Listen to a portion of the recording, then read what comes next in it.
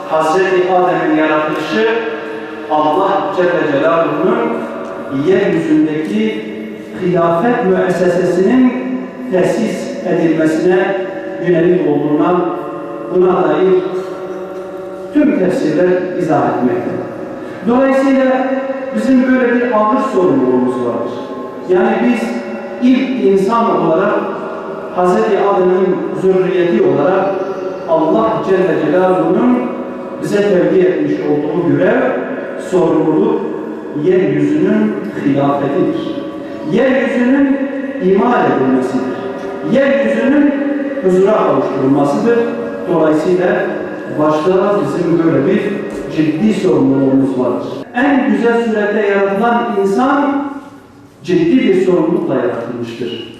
Bu ciddi sorumluluk, ciddi mesuliyet onun hilafet mesuliyetidir.